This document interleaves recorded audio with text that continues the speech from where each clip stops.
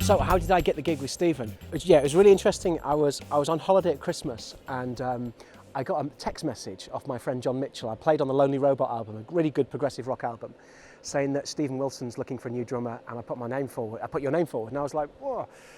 I've been a fan anyway of Porcupine Tree, and I've loved Gavin Harrison's work, and obviously Marco Minnemann and Chad Wackerman have had the drum stool beforehand, so I know it's quite a prestigious gig.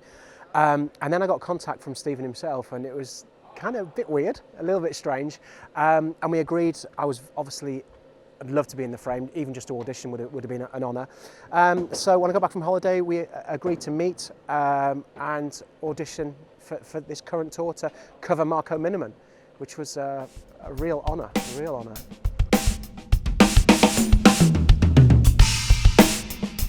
How do I prepare and how does the Roland gear help me? Well, the great thing, firstly, because I've been with Roland for so many years, I make the gear work for me, very, very simply anyway. I've got a very nice little practice studio at home, so I can practice till the early hours. I'm not going to annoy the neighbours, which is one of the many, many great things with Roland, you know. And so what I've been doing, practicing wise, the gig is quite tough. It's quite a tough play, physically and on the head.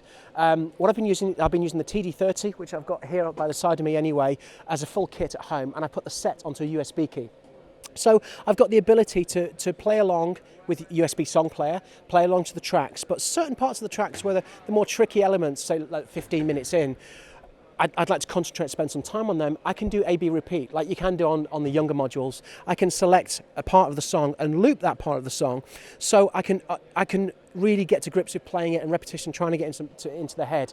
But also with the Roland modules, I can slow it down. So is it cheating? Yes, but to get it nailed, I'm a massive fan of throwing got all this equipment here, getting it on kick and snare hats slowly, getting it absolutely nailed, then start to introduce some colour into the kit.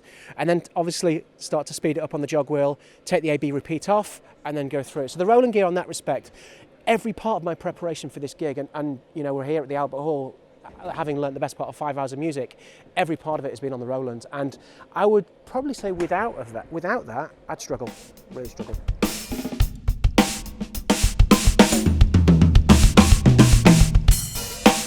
Yeah, well, the SPD-SX has been, I'm using it slightly different than I normally use it. On gigs in the past, or for those that see me doing the clinics and the YouTube, it's integral part to the backing tracks. Not so much on this gig. What the SPD-SX is doing on this gig is giving me the click. It's giving me the clicks. And what I've also done here on some of the pads, I put commentary on loops. So some of the time sinks are like 21:16, or maybe I'm counting myself through that. So like tonight, the nerves are quite high playing in front of a full Royal Albert Hall. The SPD-SX is paramount to get in the tempos right in the songs. Not everything's on click track. So when I count the band in, if we're freestyling and playing normally as a band, that is making sure that the nerves don't take over and I'm right on the money. Okay, so what am I using? What's the triggers? What's the module doing? Well, essentially, it's giving my straightforward classic acoustic set here, but I might need to layer like an 808 snare drum. I might need to play a certain effect. So on every one of the drums, I've got triggers. On the loom, going into TD-30 with my own sounds that I've modelled myself using the presets, and I may want a bit more attack on the kick. I may want a sub drop on my straightforward 16-inch tom.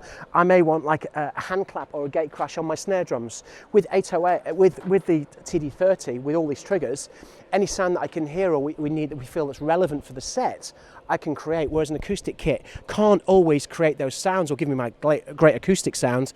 I want to layer some sort more electronics, or I might be layering my own kit sounds, you know, on top. So to create this amazing wall of sound. How do I feel about Gavin Harrison playing my kit? I'm fine with it. He's a monster. He's one of the best drummers in the world, you know, and he put me up for this gig, which I was deeply privileged about. And he's one of the guests this evening, which is fantastic. To be honest, Gavin's been great to me, and Marco's been great to me. On this level of gig, it's quite scary, and they've been great. So he gets to play my world with triggers, and Gavin doesn't really play a lot of electronics. So it'll be interesting, but he'll be great. He's Gav, you know, he'll be awesome.